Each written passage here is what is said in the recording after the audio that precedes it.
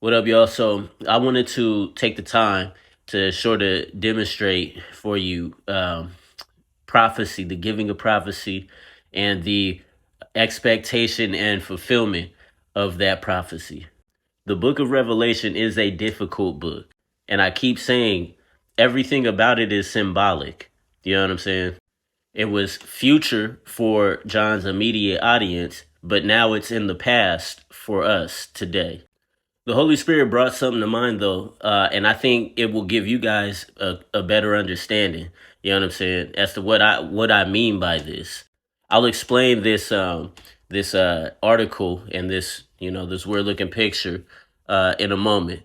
It does have something to it ties into this. Let's start with Malachi chapter 3 verse 1. It says, "Behold, I am going to send my messenger, and he will prepare the way before me. And the Lord, whom you seek, will suddenly come to his temple, and the messenger of the covenant, in whom you delight. Behold, he is coming, says Yahweh, Yahweh of hosts." And again, Malachi chapter 4, verse 5 says, "Behold, I am going to send you Elijah the prophet before the coming of the great and awesome day of Yahweh." Were those two prophecies fulfilled? The Jews today would say no, Elijah has not returned. They would also say the Messiah has not come. If you say, yes, these two prophecies have been fulfilled, well, then how so? Now, I say yes because Jesus said so. So notice this, Matthew 11, verse 11, "Truly I say to you, among those born of women, there has not arisen anyone greater than John the Baptist. Yet the one who is least in the kingdom of heaven is greater than he."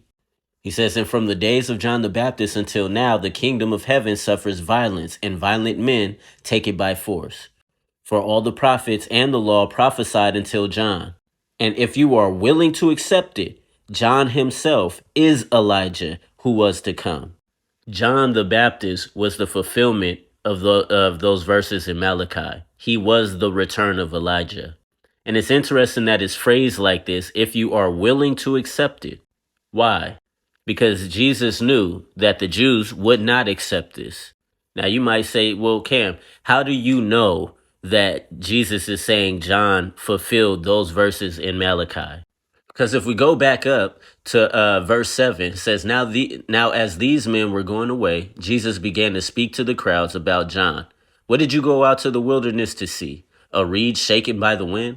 But what did you go out to see? A man dressed in soft clothing? Behold, those who wear soft clothing are in kings' palaces.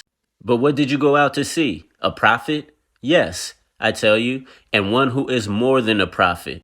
Jesus says, "This is the one about whom it is written, 'Behold, I send my messenger ahead of you, who will prepare your way before you.'" So Jesus is quoting Malachi directly. And he's saying, John the Baptist, that's who Malachi was talking about. Now, did Malachi know he was talking about a John the Baptist? No, obviously not. The man was just prophesying. He was just saying what the word of the Lord was.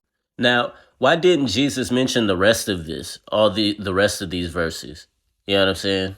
Because that's not what the focus was. The focus was John the Baptist was the one who fulfilled what this was talking about.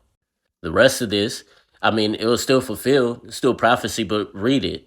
"And the Lord whom you seek will suddenly come to his temple, and the messenger of the covenant, in whom you delight, behold, he is coming." This is Jewish poetry, man. That's how he's speaking this. That's how Malachi is declaring this. This is how it is recorded.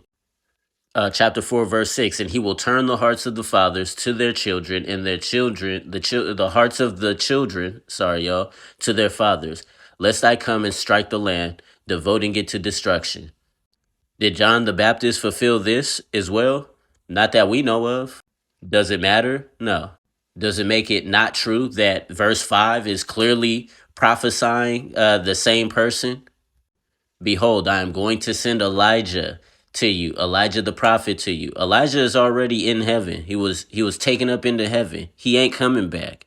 At least he ain't coming back in the way that y'all think he will come back. But seeing as Jesus himself said, if you are willing to accept it, John himself is Elijah who was to come. Does that make this not true? My point is, y'all might have these expectations of prophecy to be fulfilled a certain way in Revelation that it doesn't have to be.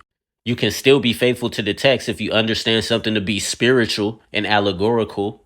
The book of Revelation is not the Gospels. It's not the epistles. You know what I'm saying? It was a prophecy shown to John and written and given to 7 churches in Asia Minor at that time to show them what would happen soon after he had given them that revelation. If there's anything to take literally in that book, are those words right there. Blessed is he who reads and those who hear the words of this prophecy and keep the things which are in it, for the time is near. Near to who? Near to us? No. We have to recognize the immediate audience. The immediate audience are those first century Christians that he was writing to. John, to the 7 churches that are in Asia. They were who were to hear the words of this prophecy and keep the things that were written in it, because the time was near for them. We are told it is a vision. I was in the spirit on the Lord's day. What does that mean? He was in the spirit. And I heard behind me a loud voice like a trumpet saying, write in the scroll what you see and send it to the 7 churches. We are literally told how this is being written, why this is being written, and to who it's being written to. Can you guys accept that though? Or does it have to fit your futuristic interpretation, your futuristic model? Therefore, write the things which you have seen, and the things which are, and the things which will take place after these things. This is really specific and would make a lot of sense, a lot more sense to those of that time. Now, what's the deal with this? In case y'all didn't know, for Passover every year, the Jews open the door. They leave the door open for Elijah. They pour a cup for Elijah. They set a chair out for Elijah. Only reason why I know this is because I worked at a Jewish community center for 5.5 years. Used to go to Torah study for 30 minutes every Thursday in between my PT sessions. Shout out to Rabbi Joey. Anyways, the Jews will not accept that Elijah has already come. He didn't come as the actual literal Elijah. He came as John the Baptist. Look at this. After heralding the coming of the Messiah, one of Elijah's tasks will be to resolve all hitherto unanswered halakhic questions. This is a long-standing tradition that is still in practice today, because the expectation of the fulfillment of prophecy did not happen in the way that they expected it to, or perhaps even wanted it to. They expect the actual Elijah to return. So the book of Revelation, to sum this all up, it belongs to the literary genre of poetic / prophetic. It's a lot of Hebrew idioms in there. It's a lot of hearkening back to the Old Testament. You got to be careful what you take literally or what you choose to take literally in the book. It's not like the rest of the books in the Bible. You know what I'm saying? There are other books of the Bible that are like historical even, but they do have prophecy sprinkled throughout it. You know what I'm saying? Revelation is not like that. The entire book is meant to be prophetic. And you have to be willing to accept that there's going to be certain things that are said and shown that are going to require you to say, wait, hold on, what is meant by that? Is there something more to this than what I'm seeing on the surface level or reading from the English? Like if you want to put, restrictions of literality, you feel me, on prophecy and symbolism, you just might miss what's actually being given.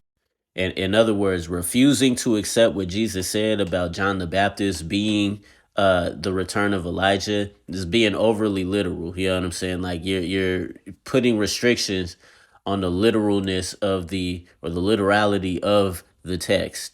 You know what I'm saying? That prophecy in particular. It must be Elijah. If it ain't the real Elijah, then the prophecy's not fulfilled. Like, come on. I think it's the same thing with the millennium. If it ain't 1,000 years literally, if Jesus is not reigning literally, then it's not the millennium. Unless Satan is literally in the abyss, he's not bound. Yeah, all right. Unless lions are really laying down with lambs, this ain't the millennium. Unless the temple is rebuilt, this ain't it. Yeah, all right.